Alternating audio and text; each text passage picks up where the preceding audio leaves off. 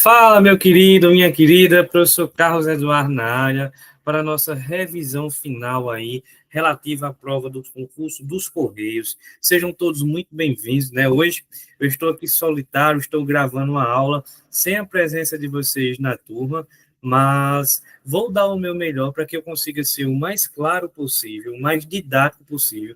E antes de dar essa aula, né, como é uma revisão final, eu pedi muito a Deus que ele me ajudasse a trabalhar com vocês coisas de que realmente vocês irão precisar lá na hora da prova, né? Então, eu vou dar aqui o meu melhor e eu pressuponho o seguinte, pessoal, o que é que acontece?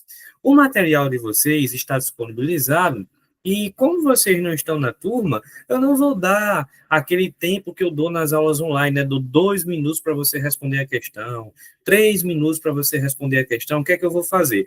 Eu vou ler a questão e vou dizer assim, olha, pause aí para você responder. Pronto, você vai pausar, show de bola, e aí eu já vou fazer a resolução. Quando você terminar, sei lá, eu pausei o vídeo, acho que é a letra C. Pronto, agora eu solto para ver o professor resolver a questão. Show de bola? Eu sei, meus queridos, que esse momento é um momento de tensão, um momento de, né, pertinho da prova, assim, dá essa tensão, também passei por isso, mas tente ao máximo manter a calma, pessoal, viu? Mantenha a calma, porque a sua mente agora, nesse momento, é o pior inimigo. Show de bola? Então, vamos lá, eu vou projetar o material aqui para vocês, lembrando, olha, eu vou ler a questão e vou dizer assim, olha, pause aí você vai pausar. Pronto, quando você pausar, aí eu já inicio, beleza? A resolução da questão. Então, vou projetar aqui o material para você. Vamos lá. Professor, todas as questões que o senhor trouxe hoje são da banca IBFC? São, né? Da banca de vocês aí, para a gente não ter estresse. Pronto, eu já estou vendo que o material está aparecendo aí, certo? Deixa eu ver se dá para dar um zoom a mais. Ó, acho que dá, viu? Fica mais legal assim. Espera aí. Vamos ver ajeitar aqui. O professor é burrão para esse tipo de coisa. Pronto. Olha só. A primeira questão da banca IBFC diz o seguinte: vou pegar a canetinha aqui, ela diz o seguinte: olha, assinale a alternativa correta. No trecho, um exemplo de turismo cruel com os animais em cativeiro. A palavra assinalada significa, pause aí a questão, e aí, quando você pausar, eu vou resolver para você. Vamos lá? Resolução da questão, pessoal. Olha só. Meus queridos, essa é uma questão de sinônimos. E é, professor. A banca trabalhou com você aquele joguinho de sinônimos e antônimos. E o que é isso, professor? Sinônimo. Bom, sinônimo é uma palavra que tem o mesmo significado, né? Por exemplo, a gente trabalhava isso na escola. Sinônimo de bonito, a gente, lindo, belo, são palavras com sentido praticamente igual, né? E aí, professor, antônimo? Antônimo é o contrário, gente. Por exemplo, eu digo assim, olha, o antônimo de bonito é o quê? Feio, digamos assim. Então, o joguinho que a banca utilizou foi esse. Pessoal, veja que a palavra grifada é cativeiro.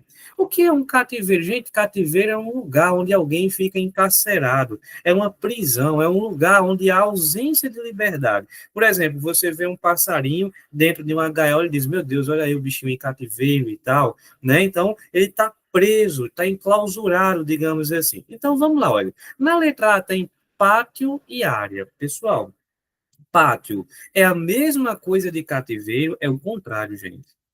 É o contrário, né, professor? É o contrário. Por quê? Olha, porque o pátio, gente, ele nos dá uma noção de liberdade. Tanto é que quando as crianças estão na escola, elas estão estudando, né? E aí chega a hora do intervalo, elas correm em liberdade para o pátio. Então, lá no pátio, as crianças têm liberdade. Naquela área, as crianças têm liberdade, né? As crianças costumam brincar, por exemplo, na área da casa, é aquele local onde há liberdade, onde elas podem correr.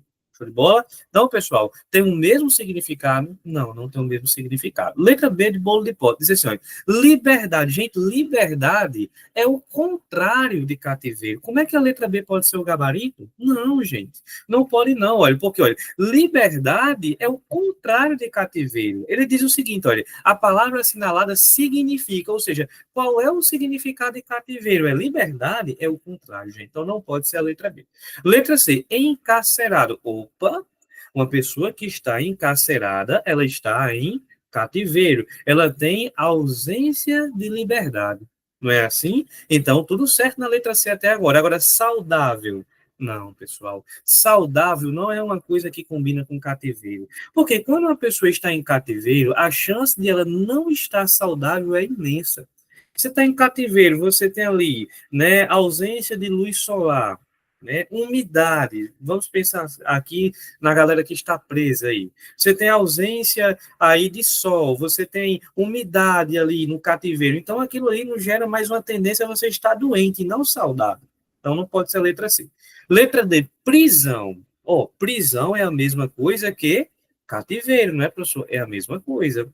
Prisão é a mesma coisa que cativeiro. Uma pessoa que está no cativeiro, ela está em uma prisão. Então, show de bola. Tudo ok até então. E cláusula, pessoal, cláusula vem de enclausurar. O que é enclausurar? É uma pessoa que está presa, enclausurar, está retida. Show de bola? Cláusula também, gente, é cativeiro. Então, o gabarito da questão 1 aqui foi o quê? Letra D de Deus, que é aquele que vai ajudar você na hora da prova. Pessoal, agora, rodízio e visita. Tem alguma coisa a ver com cativeiro, gente?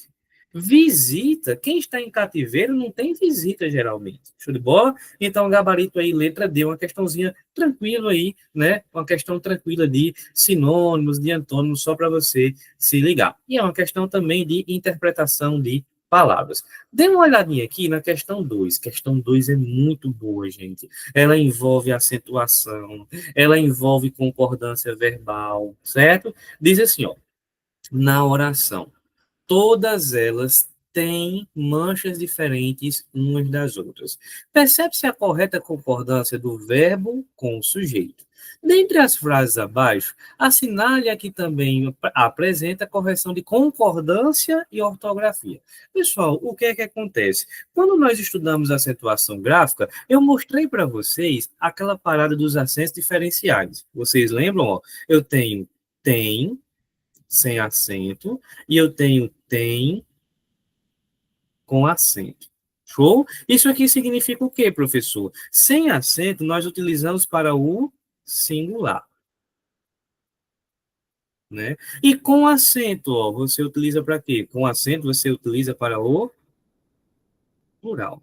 Show de bola? A mesma regra, gente, vale para o vem e também para o vem com acento. Show de bola? É uma coisa que envolve tanto o aspecto da ortografia como também da concordância verbal. Então, se eu disser assim, olha, os alunos têm uma prova domingo, os alunos têm. É mais de um aluno, então esse tem, ele tem que estar com acento. Agora, se eu disser, olha, os alunos vêm a Mossoró fazer a prova. Os alunos vêm, professor. É mais de um aluno, então é plural, vem com acento circunflexo. Show de bola. Agora, meus queridos, nós também temos que entender que os verbos que são derivados de tem e vem seguem a mesma coisa. Por exemplo, ó, imagina que você diz assim, olha, os alunos, aqui em cima, ó, mantêm a rotina de estudo. Ó, os alunos mantêm. Professor, por que o senhor utilizou mantém com acento circunflexo? Meus queridos, percebam que mantém, ele é um verbo derivado de quem? De tem. De onde é que vem mantém? Mantém vem de tem. Então, ele vai seguir a mesma regra. Ó. Os alunos mantêm, ó, para concordar no plural, né, professor? Exatamente. Olha só, aqui na questão, ele pediu que você marcasse a alternativa correta em relação à concordância e ortografia. Veja só, na letra A diz assim, olha, eles normalmente veem o filme juntos. Pessoal, que pegadinha maldosa da Banco BFC. Porque colocou vem no sentido do verbo ir. Só que aqui é no sentido de ver. Os alunos, né, eles, na verdade, eles veem o filme juntos. Esse cara deveria estar assim, ó. Eles veem o filme juntos.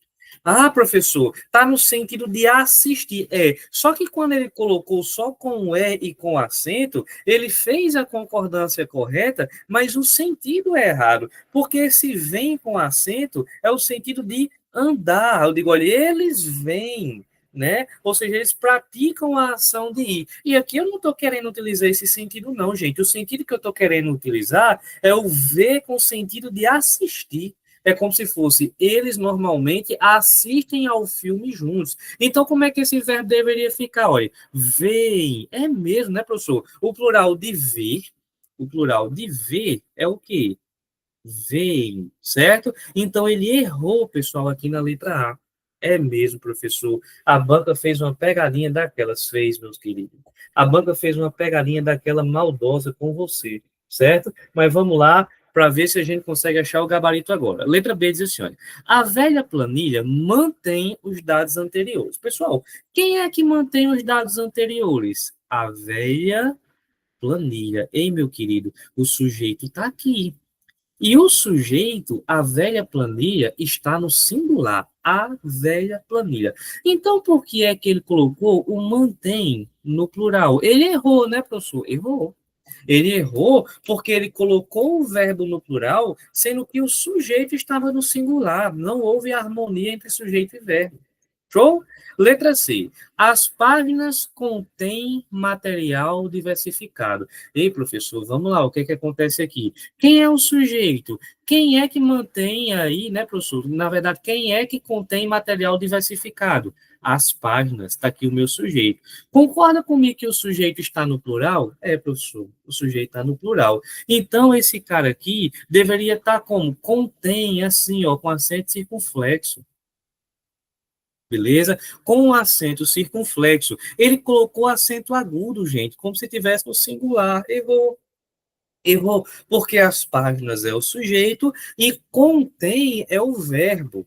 Esse verbo deveria estar no plural para concordar com o sujeito as páginas. Então, ele deveria estar com acento circunflexo para levar o verbo para o plural. É, professor, então só sobrou a letra D com o nosso gabarito. É verdade, vamos entender? Olha, no trabalho, o técnico detém o cronograma. Ei, professor, esse detém, ele é um verbo derivado do tem, né? É.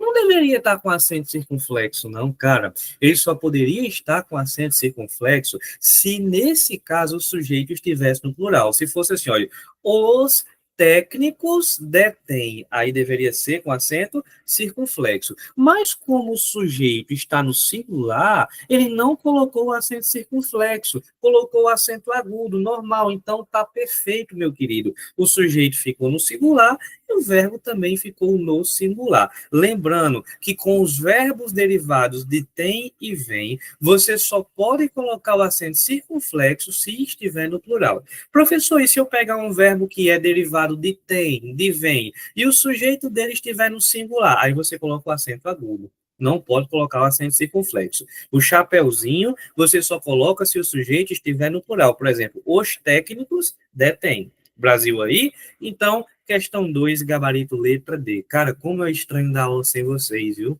Eu tô me sentindo assim um ET, né? Olhando aqui para essa tela. Só tem eu na sala, mas é isso mesmo, né? Solidão ou solitude?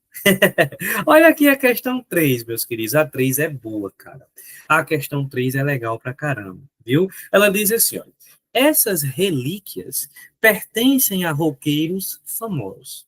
Em relação à sinonímia, assinale a alternativa que apresenta um vocábulo que realmente se assemelha à palavra em destaque. Preste atenção que a banca define aqui, ó. Importa atentar ao sentido original da palavra destacada no texto. Pausa para você responder. Arrocha aí, é o tempo até que eu tomo uma água. Certo? Enquanto você pausa aí, vamos lá. Meu querido, é o seguinte, ó, o que é que acontece?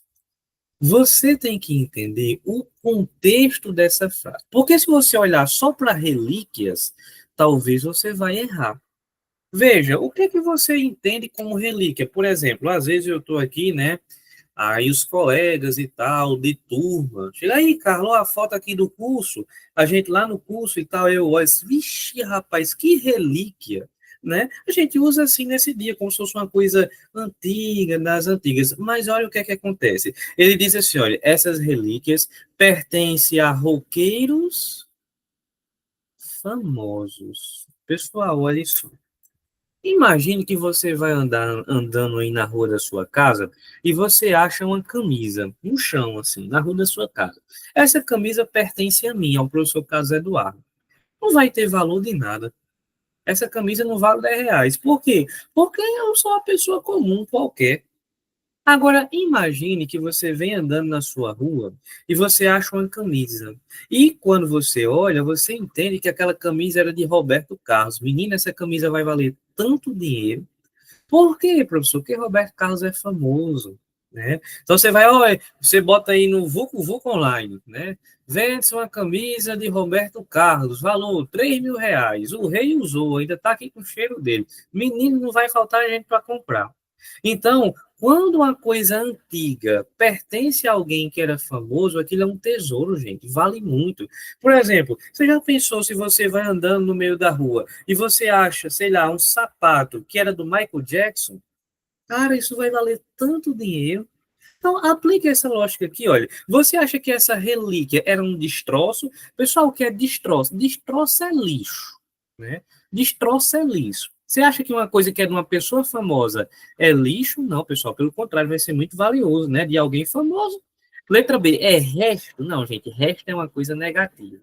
É sobra? Não, sobra é uma coisa negativa. É uma velharia, pessoal, pertencia a alguém que era famoso. Se era alguém que era famoso, isso não é velharia, não. Pode ser velho como for, mas é valioso. Então sobrou o que aí como gabarito? É um tesouro, letra E. Porque, olha, era uma coisa antiga, porque era uma relíquia, mas era de alguém famoso. Então, se é de alguém famoso, isso aí vale rios e rios de dinheiro. Show de bola? Mais uma questãozinha respondida no padrão, certo? Vamos à questão 4. Olha aqui a questão 4 comigo. Diz assim: observe no parágrafo 6. É proibido não apenas segurar o celular, mas também mexer no aparelho. O termo em destaque tem função de conjunção e pode ser substituído por uma das alternativas sem perdas de sentido. Tempinho para você responder. Pause aí o vídeo e tente responder. Show. Vamos lá, voltando aqui, meu querido, eu quero que você anote isso. E leve para a sua prova domingo. Pelo amor de Deus, não esqueça. Sabe por quê? Porque muita gente, né, decora, pessoal, as conjunções adversativas. Muita gente decora, né? Ah, eu vou decorar aqui as conjunções adversativas. Aí sai decorando. Mas, porém, contudo, todavia, no entanto e entretanto. São conjunções adversativas. São conjunções adversativas. O problema é você não decorar com filtro. Porque toda vida que o guerreiro, que a guerreira, estou falando guerreiro, guerreira, lembrando das turmas de carreiras policiais, né? Toda vida que você olhar o mas e disser assim, ele é adversativo, você tem grande chance de errar. Nem sempre o mas é adversativo, não, pessoal. Olha o bizu que eu vou passar para você. Sempre que você achar, olha, também, mas também, e como também. Qual vai ser o sentido, professor? O sentido será aditivo. É um sentido, pessoal, de soma. Eu digo assim, olha, Carlos não só corre, mas também malha. Ou seja, você está dizendo que Carlos corre e malha, ele faz duas coisas. Então, o que foi que aconteceu aqui? Nessa parada, ele colocou o mas também. Não foi? Então, o sentido, você já sabe que é um sentido aditivo. Quando você for para a alternativa, você também vai ter que procurar uma alternativa que dá o sentido aditivo. Show, professor? Show. Vamos lá, olha. Letra A diz assim, olha, é proibido segurar o celular. Contudo, mexer no aparelho é ilícito. Pessoal, contudo é uma conjunção que? Contudo é uma conjunção adversativa. Certo? Ó, letra B, é proibido segurar o celular. Entretanto, mexer no aparelho é correto, pessoal. Entretanto, também é uma conjunção adversativa. Nós não estamos procurando conjunção adversativa aqui. Não estamos. Nós estamos procurando aqui conjunções que sejam aditivas. Letra C. É proibido tanto segurar o celular quanto mexer no aparelho. Olha que coisa linda. Quando eu digo assim, olha, é proibido tanto segurar o celular quanto mexer no aparelho, eu estou chegando para você e dizendo o quê? Olha, é proibido fazer isso e isso. Duas coisas são proibidas. A primeira é segurar o celular, a segunda é mexer no aparelho. É soma. Ele está mostrando para você duas coisas que são proibidas. Então, aqui você também tem a adição. O gabarito, inquestionavelmente, gente, é a letra C, certo? Duas coisas são proibidas. Brasil, então veja só o que é que acontece, Liz, é proibido tanto quanto, pessoal, tanto quanto é aditivo, certo? Então, nesse caso, eu peguei duas coisas que são proibidas. Olha só, na letra D, ele utilizou todavia. Gente, todavia é adversativo. Todavia é adversativo. E na letra E, ele pegou o conforme. Pessoal, conforme é conformativo, sentido de conformidade. Show de bola? Sentido conformativo, na tranquilidade de Jesus. Show? Então, ó, preste atenção, querido. Se caiu mais na sua prova, olhe para ver se depois não tem a palavrinha também. Se caiu mais na sua prova, olhe para ver se depois não tem a palavrinha também. Porque se tiver a palavrinha também, show, professor. Tendo a palavrinha também, o que é que vai acontecer? Vai ser o sentido, o que, professor? Aditivo. Certo? O professor vai tomar uma água aqui. Cara, eu escolhi o horário mais quente para gravar essa aula, né? São 3h40 da tarde. Tá fazendo aqui uns 50 graus, né? Já tô em ar de corredor, mas é assim mesmo, viu? Ou era agora ou de madrugada, então preferi agora. Vamos lá, meus queridos, ó, questãozinha de número 5. Olha aqui a questão. Ah, essa aqui é algo que pode cair, viu? Diz assim: observe o uso adequado da concordância nominal em é proibido não apenas segurar o celular. Agora, assinale a alternativa em que a concordância nominal não está empregada corretamente. Pessoal, o que é que acontece? Aqui, ele está pedindo a errada. E aí, eu vou levar vocês lá para o nosso amiguinho chamado de quadro branco. Beleza? Vamos para o quadro branco, meus queridos. O que é que acontece? No quadro branco, eu quero ensinar uma coisa para vocês. Existem duas formas de você fazer essa concordância. Eu posso, em certos contextos, dizer, olha, é proibido, é proibido, ou eu posso, em certos contextos, dizer é proibida, no feminino, certo? Então, eu posso utilizar no masculino e no feminino. Professor, olha só. Como é que eu vou desenrolar isso daí? Vou até mudar a cor da caneta para ficar melhor para você. Cara, entenda uma coisa. Você só pode utilizar é proibida no feminino se depois houver um determinante feminino. Ou seja, você só pode colocar é proibida no feminino se depois tiver um artigo feminino. Professor, e se não tiver um artigo feminino depois, aí você usa é proibido. Professor, peraí, vamos lá. Então, o que é que acontece? Eu vou pegar a frase. Aí eu vou dizer assim, olha, eu só posso utilizar é proibida se na frente houver um artigo feminino. É. E se não tiver, professor, aí você usa o masculino. Por exemplo, olha, eu diria o seguinte, olha, é proibido entrada, entrada de aluno, por exemplo. Vamos supor que uma secretaria tem isso daqui. Professor, não entendi. Por que que o senhor colocou é proibido e não é proibida? Veja que depois eu não tenho artigo feminino. Então, se eu não tenho artigo feminino depois, eu não posso colocar é proibida. E, professor, entendi. Olha, o senhor pegou é proibido, olhou o que tinha depois, não tinha artigo feminino. É por isso que o senhor colocou é proibido no masculino. Agora, se eu tivesse colocado assim, olha, é proibida a entrada, a entrada de aluno. Show, professor, aí dava certo, né? Porque o que foi que aconteceu? O senhor colocou no feminino, proibida, porque depois tinha um artigo feminino. É, tinha um determinante feminino. Só que em cima não tinha. Entendeu? Então, veja só, o que é que acontece? Eu coloquei é proibida, porque depois tem um artigo feminino, é proibida a entrada. Aí sim. Só que no caso acima, isso não ocorreu. Eu não tinha artigo feminino. Então, resumo da obra.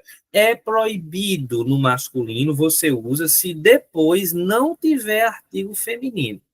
Agora, se tiver um artigo feminino depois, por exemplo, o A, aí você vai utilizar é proibida. Show? Vem aqui comigo para ver se isso vai ajudar a você fazer questão. Ele só, olha só, ele diz que quer errado. Vamos lá, ele disse assim, olha, é proibido, ele colocou no masculino, gente, ó, o uso de placa, tá certo? Tá, ó. Porque depois tem um artigo masculino. Se o artigo é masculino, proibido no masculino. É proibido o uso. Show, professor, sem erro aí. Agora, olha a letra B, veja só. Ele colocou, é proibido, ó. Proibido tá no masculino. Só que depois tem a parada. Pessoal, veja só. Aqui tem um artigo feminino. Artigo feminino. Então, como é que deveria ter ficado essa frase? É proibida a parada brusca. Tá errado, professor. Tá errado. Tá errado pra caramba. Então, veja só, o que é que acontece? O gabarito aqui, professor, é letra B de bolo de pote, que é uma delícia. Ele pediu a errada. Por quê, professor? Ele colocou masculino, sendo que depois tem um artigo feminino. Aí não concordou nada com coisa alguma. Olha a letra C. Aqui ele respeitou. Olha. Proibida a alteração. Show. Aí olha a letra D. É proibida a construção. Show, olha. A. É proibido o agrupamento. Artigo masculino, proibido no masculino. Então, questão legal, pessoal, para vocês aí, viu? Questão boa, questão para você aprender mais um detalhe com o professor e seguir, certo? Firme e forte aí, rumo à sua aprovação. Inclusive, olha, eu estou esperando ansiosamente os correios aparecer aqui em casa para deixar uma gramática que eu comprei. Está em atraso, viu? Quando vocês estiverem lá e tal, é, trabalhando, concursado, que você pegar um nome lá, Carlos Eduardo, ô rapaz, meu professor, vou fazer a entrega dele no prazo certinho, faça isso, ajuda tanto o professor, viu? Estou brincando, gente, só para descontrair. Vamos lá, questão 6. A questão 6 é muito boa, gente. Ela diz assim, em análise linguística, o excerto grifado refere-se a essa infração gera 7 pontos na Carteira Nacional de Habilitação. Ah, Maria, só escutar isso eu fico todo arrepiado. Deus me livre de perder 7 pontos na minha carteira. Desde 18 anos de idade dirigindo e zero multas, e zero infração. Vamos lá. Ó, essa infração gera 7 pontos na Carteira Nacional de Habilitação. Pessoal, qual é a função desses 7 pontos? Pause aí, é o tempo que o professor toma os carocinhos d'água, né? Que ninguém é de ferro. Pronto, pausou. Olha aqui, meu bichinho bonitinho de vovó. Eu não sei se vocês lembram que nós estudamos uma coisa chamada de verbo, verbo transitivo direto. Vamos lá. Lembra o que é um verbo transitivo direto? Pessoal, o verbo transitivo direto é aquele que não tem complemento. Na verdade, ele não tem sentido completo, digamos assim. O verbo transitivo direto é aquele que não tem sentido completo. Só que, como ele não tem sentido completo, ele precisa ser complementado. Ele precisa de um complemento. Show de bola? E esse complemento, ele vai aparecer sem preposição. O verbo transitivo direto é aquele que precisa de um complemento, mas esse complemento vem sem preposição. Imagine o seguinte caso. Eu chego para você, abro a porta do seu quarto e digo assim, ei, eu vi, e paro. Automaticamente você vai olhar para mim e vai dizer, sim, você vai dizer o que você viu, viu o quê? Complete a frase. Veja só, esse verbo precisa de complemento, né? É tanto que se eu dissesse só eu vi, você perguntaria o que foi que eu vi, pediria que eu completasse minha frase, não é assim? Então, eu digo, olha, eu vi, precisa de complemento. Aí imagine que eu completo. Eu digo, olha, eu vi você. Veja, eu vi você. Eu completei o sentido do verbo, mas para essa complementação eu não utilizei preposição. Isso é um verbo transitivo direto. Professor, pelo amor de Deus, deu um nó na minha cabeça. Não tem um bizu, não tem. Tem um bizu. Se você quiser saber se o verbo é transitivo direto, é só você entender que ao verbo transitivo direto você consegue fazer duas perguntas. Quais são, professores? Duas perguntas que eu consigo fazer. Ao verbo transitivo direto você consegue perguntar o que, o que ou quem. Se você olha para um verbo e consegue perguntar o que ou quem, esse verbo é transitivo direto. Por exemplo, ó, imagine só que eu digo assim, olha, eu comprei o curso. Eu comprei o curso, professor. Show de bola. Vamos lá. O que é que acontece? Se eu digo assim, eu comprei o curso, qual é a pergunta que eu faço ao verbo comprei? Cara, tu comprou o quê? Se eu consigo perguntar o que, esse verbo é transitivo direto. Agora nós temos que entender uma coisa, que depois do verbo transitivo direto, o que é que vai aparecer? O objeto direto. Depois de um verbo transitivo direto, me aparece o objeto direto. É mesmo, né, professor? É sim. Então vamos lá, o que é que acontece? Eu digo assim, olha, essa infração gera. Cara, qual é a pergunta que você consegue fazer ao gera? Essa infração gera o quê? Gera o quê? Ah, professor, então, ó, verbo transitivo direto. Ih, professor, show de bola. E depois de um verbo transitivo direto, aparece o quê? O objeto direto. Olha aí, mó paz. Esse termo sete pontos é um objeto direto, porque antes eu tenho um verbo transitivo direto. Então, o gabarito é o que aqui, professor? Letra A, de aprovação, objeto direto. Mó paz, professor, sem estresse. Pensei que eu ia me estressar. Para que se estressar? Não tem necessidade. Certo? Vamos à questãozinha de número 7. A 7, pessoal, é algo novo que vocês vão aprender comigo. Veja só que a questão 7. Ela diz assim: leia a definição e selecione a qual função da linguagem a qual ela pertence. Olhe só as pistas que ele dá para você. Vou até pegar um marcador de texto aqui. Ó. Ele diz assim: ó, essa função da linguagem é usada para transmitir informações objetivas, certo? Em referência à realidade, ou seja, ele está falando daquilo que é real. Show? Tranquilo. Prioriza dados concretos, ou seja, dados verdadeiros, beleza? Fatos, pessoal, o que é um fato? Fato é uma coisa que é verdade, certo? Então ele fala da verdade, certo? E circunstâncias. É encontrada comumente em notícias, de jornal, discurso científico e qualquer exposição de conceitos. O foco é o assunto ao qual a mensagem se refere. Meus queridos, vamos lá comigo. Vocês lembram que eu passei um bizu que eu disse assim, gente, esse bizu aqui é de 1900 e bolinha. Vocês lembram disso? Eu disse que denotativo começava com D de dicionário. Não foi assim? Sentido denotativo começa com D de dicionário. E aí, professor? O que é que acontece? O dicionário, pessoal, ele registra o sentido real das palavras. O dicionário registra o sentido verdadeiro das palavras, o sentido denotativo, é o sentido verdadeiro das palavras.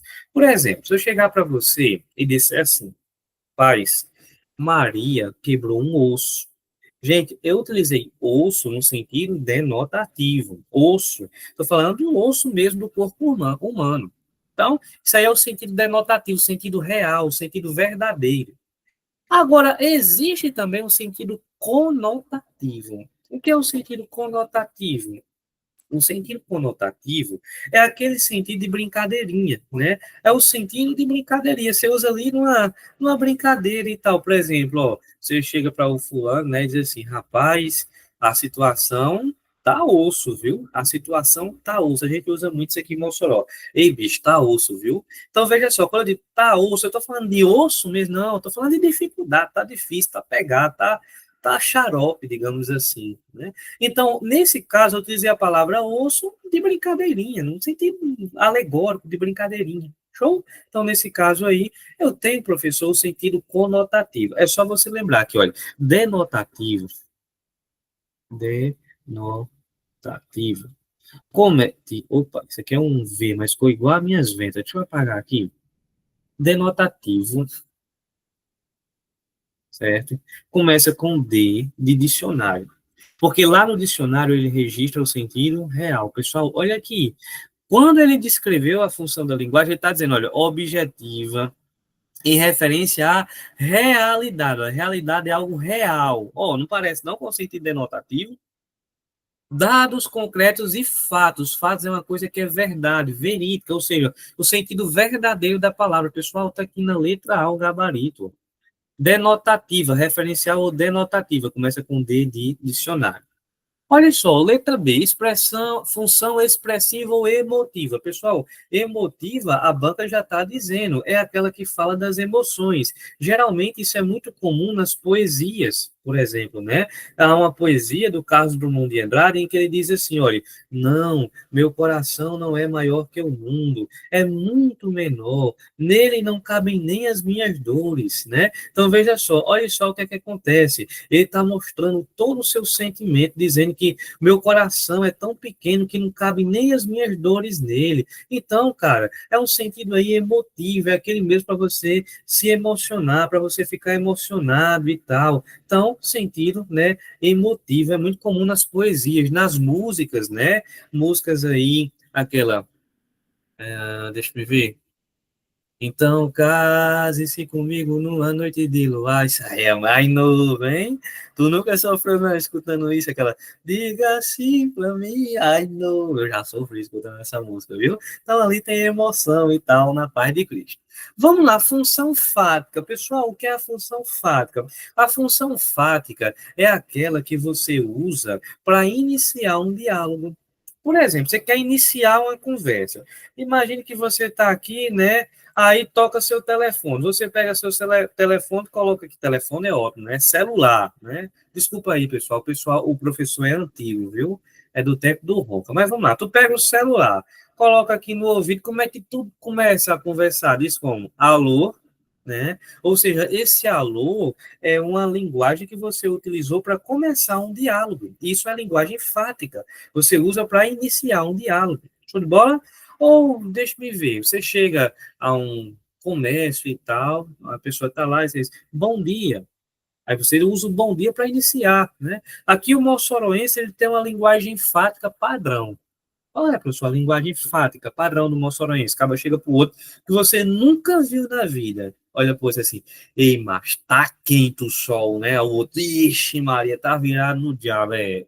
Então, quer começar um diálogo com o moçoroense, você chega e diz, ei, tá quente, né? Hoje tá um calor da pé. Pronto, começou um diálogo, certo? Então, linguagem enfática é essa, por meio da qual você inicia o diálogo com alguém. Tranquilo?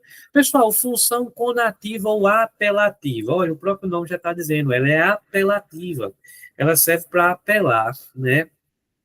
Flaviane, né? Minha noiva. Ela tem um dom de fazer isso, né? Ela chega e diz assim: meu filho, eu seria tão feliz se você comprasse aquele chocolate para mim. O pessoal chega a dar pena, né? Eu digo, eu compro agora, nem que eu não tenha dinheiro, mas eu peço emprestado para comprar. Né? Oh, meu bem, eu ficaria tão feliz se eu tivesse aquele celular. Né? O apelativo. Então é aquela coisa bem calma, mas que você fica com aquele nó na garganta, oh meu Deus, eu vou dar e tal. Ó, tinha um cara também, esqueci o nome dele, ele trabalhava naquele, não sei se era Shoptime, né? Que ele dizia, compre, compre, compre, um galego, ele apelava para você comprar, né? Quer pegar uma linguagem apelativa? Anda no centro aqui de Mossoró, né? Acaba, botou o pé na calçada, chip da TIM, da Claro, não, eu já tenho uma rede, isso aqui é melhor, isso aqui é 3G Pokémon Pikachu, o seu não é, então acaba compra, né? Isso é a linguagem apelativa. E a metalinguística, professor, o que é isso, pessoal? A metalinguística é a linguagem pela linguagem. Como assim, professor? A linguagem pela linguagem é você escreve um texto ensinando como se faz um texto. Você escreve uma música ensinando a como fazer uma música. Você escreve uma poesia ensinando como fazer uma poesia. Por exemplo, Fernando Pessoa fez isso. Ele fez uma poesia que falava sobre como fazer uma poesia. Isso é a função metalinguística, é a linguagem pela linguagem. Show de bola? Então, gabarito aí, letra A, vamos a mais uma questão. Essa aqui, pessoal, é muito boa, viu? Diz assim, ó. Observe o excerto. Geralmente é servido champanhe e todos comem, bebem, dançam e comemoram por muitas horas. Olha aí vocês quando forem aprovados, hein? No concurso dos Correios. Agora, olha só.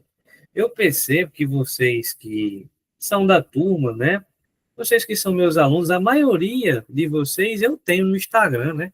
Vocês mandam a solicitação, o professor aceita e segue de volta.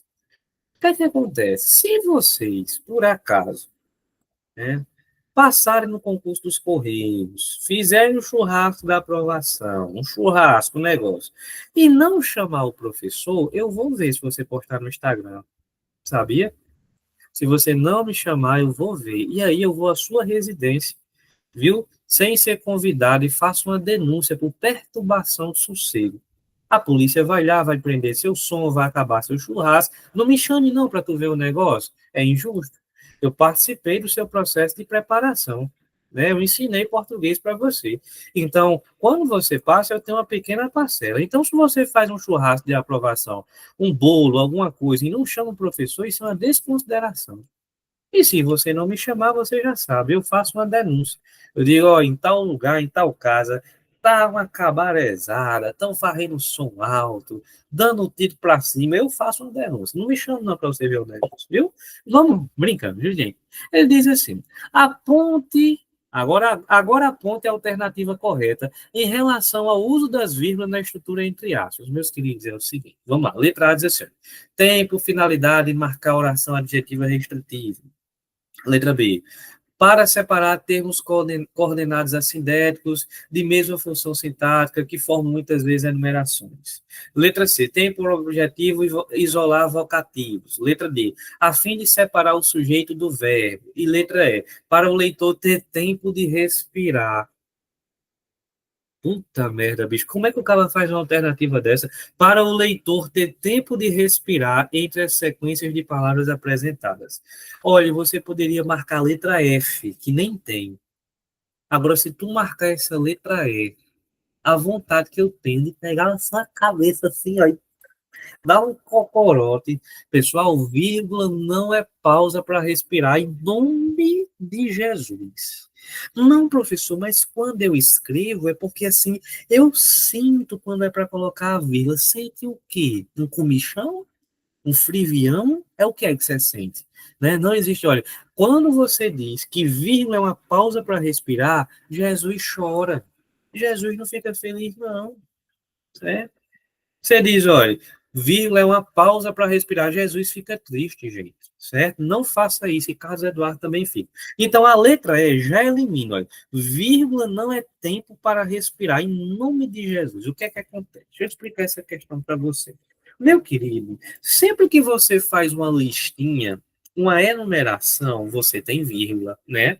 Eu digo assim, olha, hoje eu comprei banana, melão, mamão, tangerina, beterraba, só coisa fita, né? Quem vê pensa que eu como isso. Tangerina, beterraba, gengibre, acerolas. Veja, você vai montando aí a listinha, você vai fazendo uma listinha do que você comprou. E eu aposto que quando você faz essa listinha, você faz assim, olha, banana, vírgula, tangerina, vírgula, mamão, vírgula, melão, vírgula, vírgula, vírgula. Por quê? Porque quando você enumera, você coloca vírgula. Para quê? A resposta é o seguinte: para separar termos de mesma função. Separar termos de mesma função, certo? Então, quando você enumera, tem listinha, né? Tem a listinha lá e tem vírgula. A banca vai perguntar por quê. É para separar termos de mesma função. Esse é o gabarito, gente. Fez listinha, aí daqui uns dias você está me dizendo, professor, eu passei no concurso dos Correios, do Banco do Brasil. Ei, pensa no concurso que eu toda a vida. Eu acho que eu ainda vou fazer, é o concurso do Banco do Brasil. Eu acho um concurso tão legal. Não é nem porque é chique, gente. Não é não. Acaba de chegar. É, mas tu trabalha onde? No Banco do Brasil. Ah, olha o foguinho na minha mão aqui, o poder, ó. Tchan, né?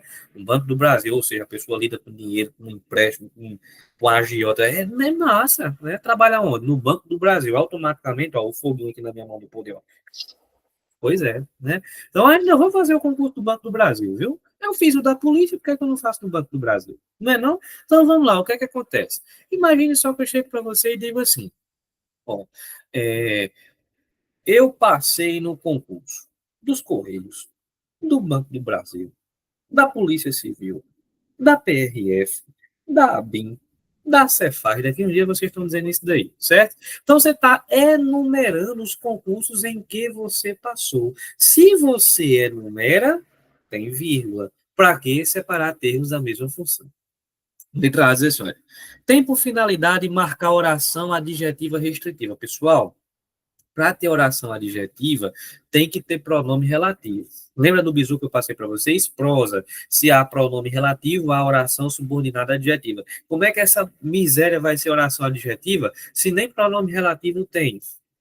Isso aí tem enumeração, pessoal. Ele diz assim, olha, todos comem, bebem, dançam. Ele está enumerando as coisas que a pessoa está fazendo. Se tem enumeração, tem vírgula. Para quê? Para separar termos de mesma função. Letra B.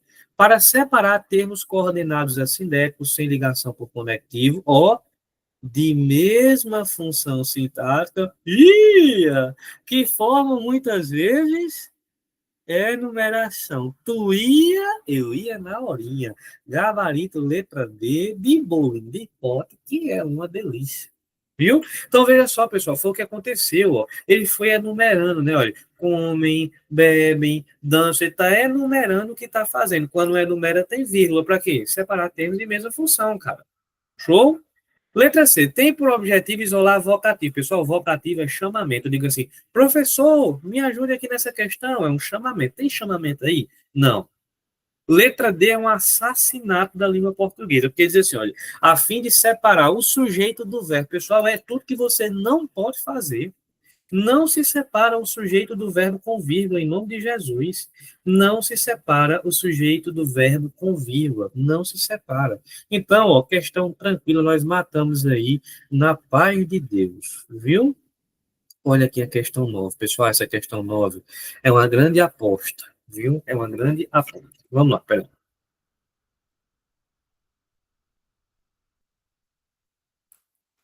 Meus queridos, é o seguinte. Ele diz assim, IBFC. O bom que eu tenho IBFC duas vezes, né? É para você não ter dúvida que é IBFC. Ele diz assim, olha, há uma estátua do Carlos Drummond de Andrade e estamos a meia hora com você. O verbo haver é impessoal. Assinale a alternativa em que esse verbo não apresenta tal comportamento. Ou seja, vamos lá.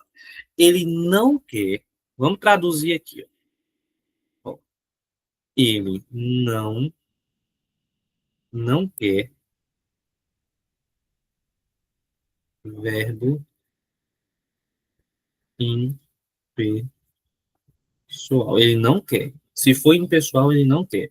Ele diz que o que está aí é impessoal. Assinala em um que seja diferente. Ou seja, ele não quer impessoal. Então vamos aqui, ó. Vou levar vocês para o quadro branco, certo? Vou botar essa foto. Toda vida eu vou ter esse slide para você ver como eu fiquei bonito nessa foto, né? Gostou?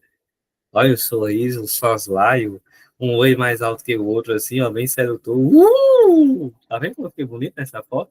Photoshop, meu amigo. Viu? Photoshop deixa o caba arrumadinho. O caba incha os peitos, seca o bucho, cresce os braços. Aí quando vê na vida real é igual a cesta básica, né? Não tem carne. Vamos lá, meus queridos, dê uma olhadinha aqui. Existe uma coisa chamada na língua portuguesa de verbo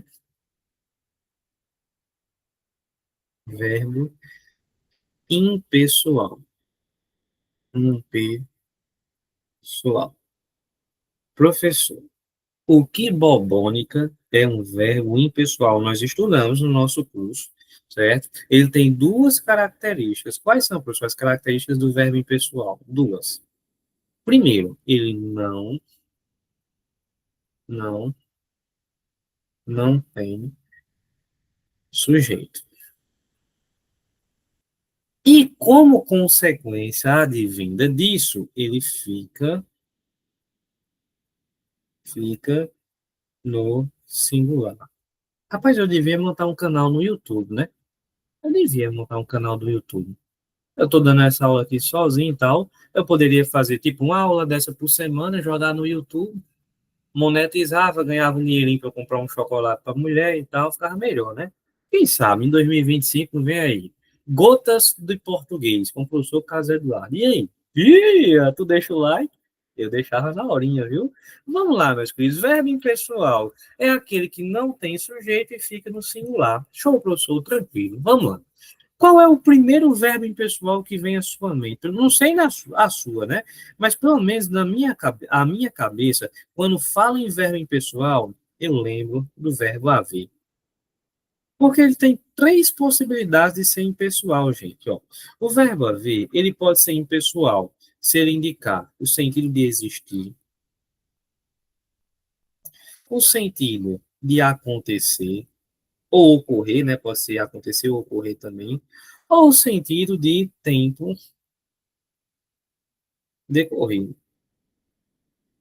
Porque tem papangu por aí que diz assim, oh, porque o verbo haver sempre é impessoal. Sua jenta.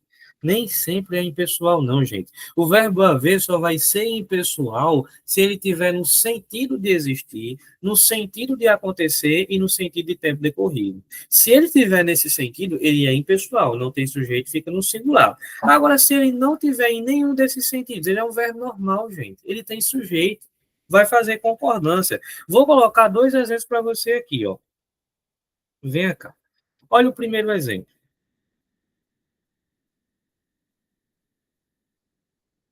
Houve, houve festas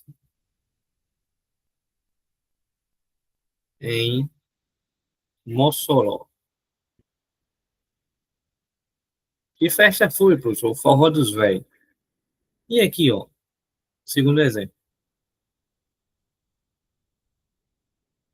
Os alunos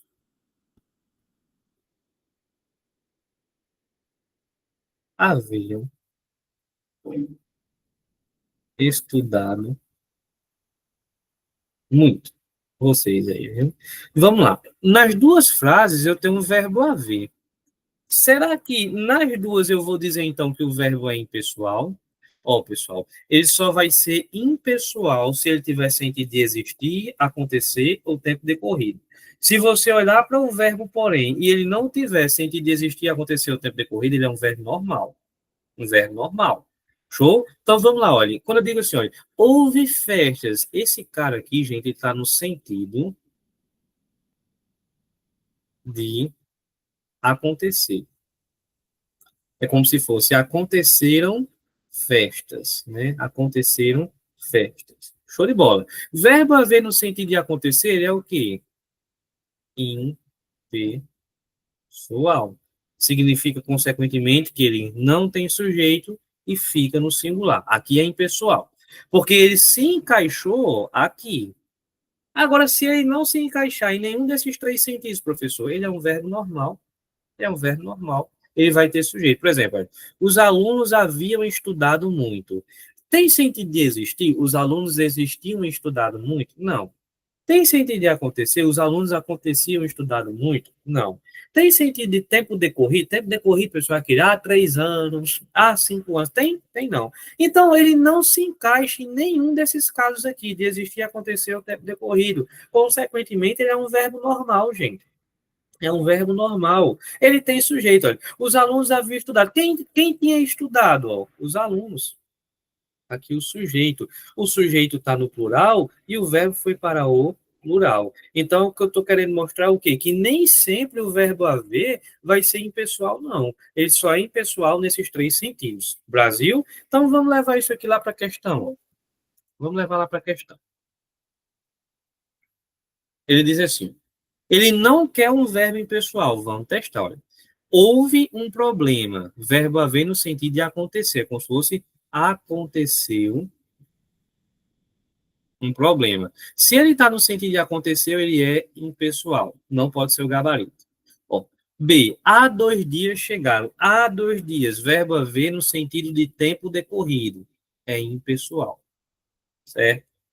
C, tinha havido um desencontro na fala. Tinha acontecido. Verbo haver no sentido de acontecer. É impessoal, só sobrou a letra A. A letra D, na verdade, né? A aluna havia feito o texto. Tem sentido de existir? A aluna existia? Não. Letra tem sentido de acontecer? A aluna acontecia feito? Não. Tem sentido de ter decorrido? Não. Então ele é um verbo normal, pô. Quem é o sujeito? Quem havia feito o texto? A aluna. Esse verbo não é impessoal, não, pessoal. É tanto que se fosse as alunas, seriam as alunas haviam feito. Gabarito, letra D de dinheiro. Agora eu vou tomar uma aguinha quando sou nem de ferro, viu?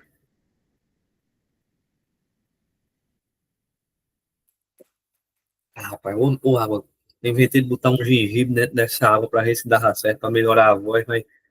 Ah, meu mano, parece que o cara tá tomando um litro de cana.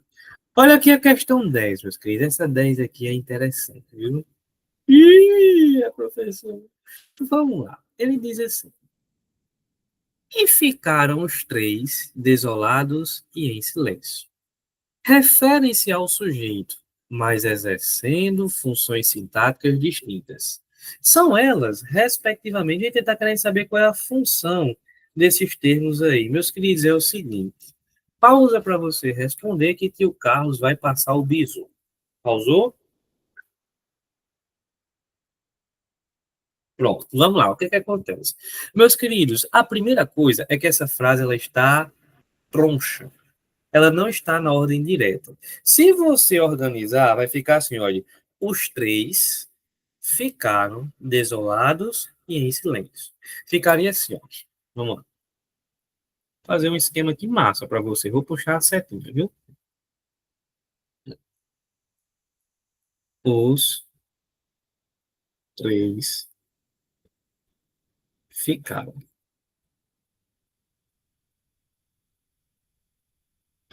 Ligado a esse termo ficaram, eu tenho dois. Vamos lá. São dois termos que estão ligados a ele aqui.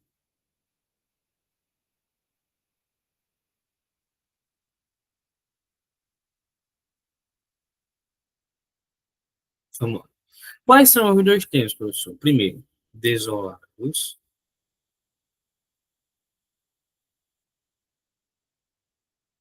e em silêncio. Beleza?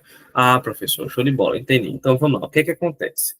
Pessoal, primeira coisa, a dúvida que poderia surgir, até levei essa questão para uma turma presencial, e muitos disseram assim, professor, olha só, esse desolados é o modo como eles ficaram. Né? É o modo como eles ficaram, então vai ser um adjunto adverbial de modo. Pessoal, lembre que advérbio é uma classe gramatical invariável. Advérbio, pessoal, é uma classe gramatical invariável. E o que é que isso significa, professor? O que significa uma classe gramatical invariável? Uma classe que é invariável, ela não tem feminino e não tem plural. Ela não tem feminino e não tem plural. É mesmo, né, professor? É.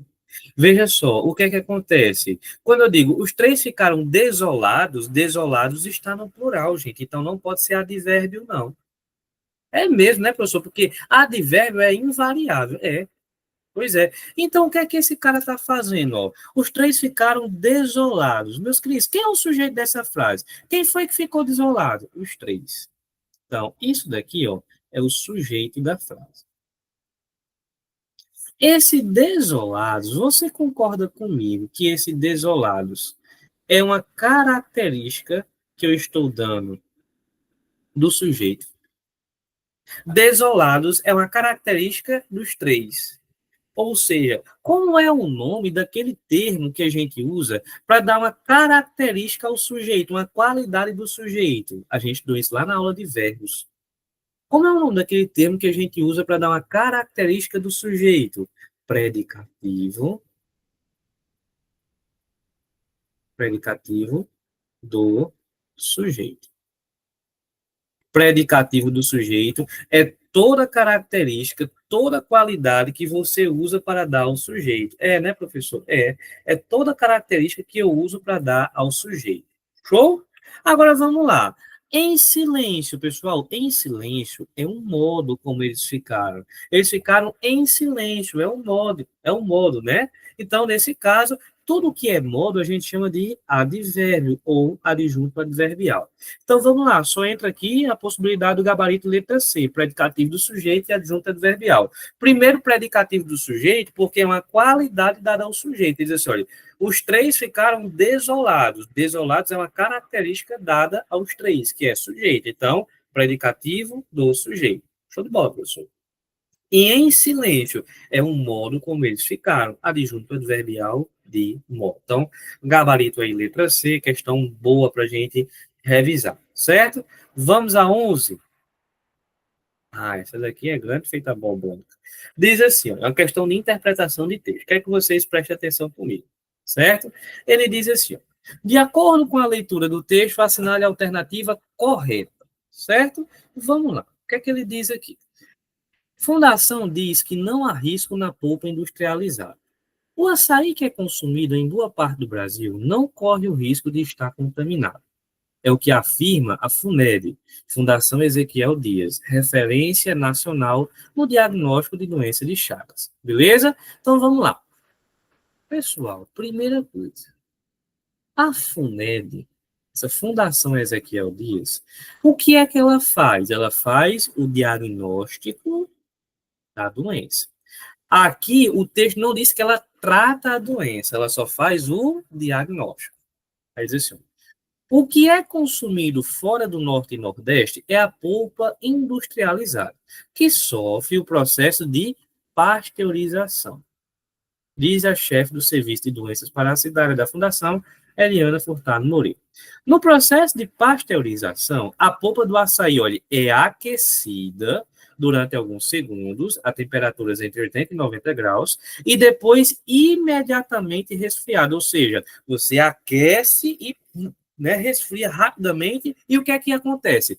Esse processo elimina o agente causador da doença de Chagas, ou seja, por meio da pasteurização, que é o aquecimento, aí, e resfriamento, você tem aí a eliminação desse cara, não tem mais perigo, digamos assim. Além disso, a polpa vendida é congelada. Olha, a polpa vendida é congelada, o que elimina a possibilidade de o protozoário Trypanosoma cruzi estar presente na fruta, ou seja, o fato de ser congelado, elimina aí a possibilidade. O Pará, só me lembro de Joelma. Calypso, vamos lá.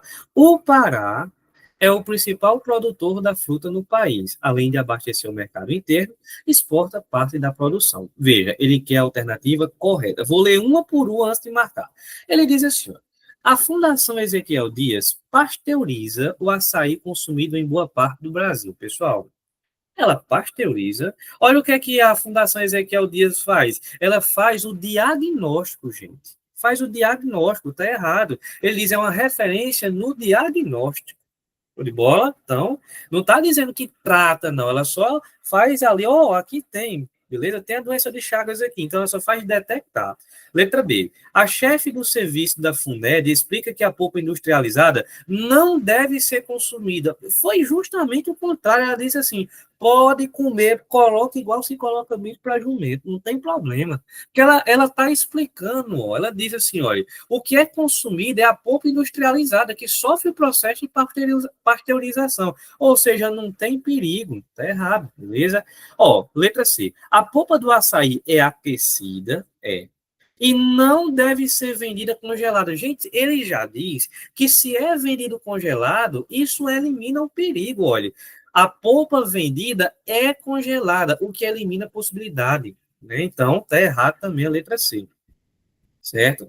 Letra D. O protozoário da doença de Chagas é encontrado após a pasteurização da fruta. Não, gente, porque ele diz que, no processo de pasteurização, a polpa do açaí é aquecida e depois é imediatamente resfriada. Ele diz, olha, esse processo elimina o agente causador, então está errado também aqui. Só sobrou o quê? Gabarito letra E, Ó, a pasteurização é o processo de aquecimento e resfriamento da polpa. Perfeito. Ele diz que ele aquece a 80, 90 graus e depois é imediatamente resfriado, e isso elimina o protozoário. Gabarito letra E, questãozinha, gente, de compreensão textual. Não é nem interpretação, né? Compreensão textual.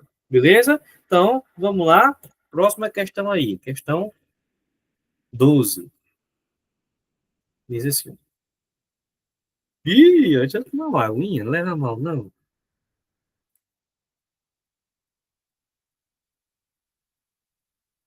É o tempo de vocês pausarem e responder a questão. Beleza? Olha isso. Ele diz assim: os passageiros ficaram aborrecidíssimos, ou seja, ficaram bravos, valentes, com aquela brusca mudança de itinerário. Ou seja, o itinerário mudou, né, a rota, digamos assim, e aí todo mundo ficou puto da vida, mas não protestaram, ou seja, ficaram bravos, não gostaram, mas ficaram caladinhos, certo? Aí ele diz assim, ó, a relação estabelecida entre as orações e explicitada pela conjunção mas permite ao leitor concluir que, vamos lá, letrados assim, olha, os passageiros não protestaram, por isso ficaram aborrecidos. Não, pessoal, olha só. O que deixou os passageiros aborrecidos foi a mudança do itinerário. Não foi o fato de eles não ter protestado, não, não. O que eles, olha, os passageiros ficaram aborrecidíssimos com a brusca mudança de itinerário. Então, o que deu raiva neles foi a mudança no itinerário. Está errada a letra A. Letra B. Embora tenham ficado aborrecidíssimos, os passageiros não protestaram. Perfeito, gente. Eles ficaram com raiva, né? Pô, bicho, mudou o itinerário, que negócio é esse e tal? Ficaram com raiva, mas ficaram calados, né? Olha o que ele disse: os passageiros ficaram aborrecidíssimos com aquela brusca mudança, mas não protestaram. Ou seja, apesar de terem ficado com raiva, eles ficaram calados. Então, gabarito é letra B, de bolo de pote, que é uma delícia. C. Se os passageiros tivessem protestado, não ficariam, né, aborrecidíssimos, pessoal. O que fez com que eles ficassem aborrecidos não foi o fato de ter ficado calado. Se eles falassem ou não, eles teriam ficado com raiva do mesmo jeito. Por quê? O que fez com que eles ficassem aborrecidos foi a mudança de itinerário. Então, está errada a letra C. Letra D. Quando ficam aborrecidíssimos, os passageiros não protestam. Pessoal, isso aí é você ir além do que o texto permite concluir. Por quê? Porque nesse caso eles não protestaram, mas pode ser que em outros casos eles protestem. Né? Nesse caso em específico, eles ficaram calados, mas pode ser que se acontecer de novo, ele, bicho, peraí, de novo isso aqui? Então, nesse caso, né, não tem como você dizer que em toda a vida isso vai acontecer. Gabarito, letra B de bolo de pó. A questão 13, ou se pode cair na sua prova, certo? Questão 13 diz assim: em todas as alternativas abaixo, o vocábulo que encontra-se destacado. Pia, assinale a opção em que sua classificação morfológica é diferente da dos demais, ou seja, ele quer um diferentão. Vamos lá, pessoal. Vou levar vocês ao quadro branco para a gente revisar dois rapazes, certo? Vamos lá, quais são? Deixa eu botar minha foto de novo para vocês verem minha foto. Ih! Bonitinho! Olha só, meus queridos, vejam só. Você vai pegar a palavrinha aqui, certo? Vai pegar a palavrinha aqui. E vai lembrar que o professor ensinou para você que ele tem 27 funções, mas duas caem mais. Quais são as que mais caem? Professor, o senhor ensinou para a gente que as que mais caíam eram o quê? Pronome relativo. E também tinha, meu bichinho bonitinho, a conjunção integrante, certo? Pronome relativo e tinha também a conjunção integrante, certo? Vamos lá, meu bichinho, vejam só. Como é que eu sabia que era conjunção integrante? Porque você conseguia trocar por isso, disso ou nisso. Certo? E, pessoal, nessa revisão teve de tudo um pouco, né? Interpretação, acentuação, concordância, morfologia. Foi boa, viu? Foi, ainda está sendo, não terminou, né? Ainda. Aí, professor, pronome relativo, você troca por o qual e seus variáveis. certo? Ou qual, a qual, na qual, a boba do rato, tudo que envolva qual, você classifica como pronome relativo. Então, vamos lá, dê uma olhadinha nessa frase aqui, ó. Carlos falou ia que eu irei passar. Olha, veja só, eu passo um tracinho aqui antes desse que e digo assim, olha, Carlos falou que irei passar. Carlos falou isso. Se eu consigo trocar por isso, esse cara é uma conjunção integrante, certo? Lembrando, pessoal, olha, que quando você pega o que e antes desse que tem um verbo, a chance desse que ser uma conjunção integrante é imensa. E é, professor, é. Se eu pegar o que e antes do que tiver um verbo, a chance desse que ser uma conjunção integrante é imensa. Beleza? Foi o que aconteceu aqui, olha. Eu peguei o que e antes tem um verbo falou. Então a chance de ser conjunção integrante é imensa mesmo. E para ser pronome relativo, vem cá. Olha só. Diga assim. A aluna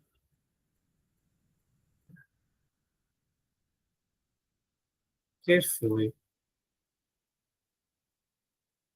aprovada.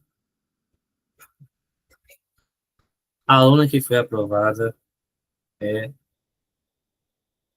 o quê? Professora. Professora de português, de educação física. De educação física. Vou abreviar aqui. A aluna que foi aprovada é professora de educação física. Vamos lá. Dê uma olhadinha aqui. Eu chego para você com o quê? Eu consigo trocar por qual palavrinha? A aluna, a qual foi aprovada é professora de educação física. Consigo trocar por a qual pronome relativo Santa Paz, sem estresse. Oh, deixa eu mostrar um negócio para vocês. Olha minha foto. Ih, vamos lá, dê uma olhadinha aqui no comando da questão. Ele quer um diferente dos demais, certo? Questão 3. Dividia o campo em que os filhos de português, olha, campo no qual. Se eu consigo trocar por no qual, pronome relativo. O esquerdo, que hoje separa os APs das casas. O esquerdo, o qual, pronome relativo. Esse forasteiro que viaja. Forasteiro, o qual viaja. Pronome relativo. Para as bocas que morderam, ó, seu doce, menino, que negócio é esse? Como é que eu estou tentando imaginar essa cena? Vai poder pensar, nossa, não penso besteira. Para as bocas que morderam seu doce, é como se fosse assim, olha, para as bocas as quais. E, professor, até agora tudo pronome relativo. Pois é, o gabarito só pode ser letra E, né? Porque eu digo assim, olha, busca-pé bem sabia isso. Se eu consigo trocar por isso, conjunção integrante. Gabarito aí, letra E. É a única diferente, pessoal, porque olha, A, B, C e D tem aí pronomes relativos. Show de bola? Vamos a 14, já estamos quase chegando ao final. Ó, olha só. Tem a 15? Tem. Vamos lá. Ele diz assim, a verdade é que a invocação da relação pessoal, da regionalidade, do gosto, da religião e de outros fatores externos àquela situação poderá provocar uma resolução satisfatória ou menos injusta. Pessoal, olha, poderá provocar. Isso é certeza? Não. Né? Digo assim, olha, cara, você poderá encontrar dificuldade. Estou dizendo que você vai encontrar? Não, pessoal, é uma possibilidade. É o que aconteceu, olha.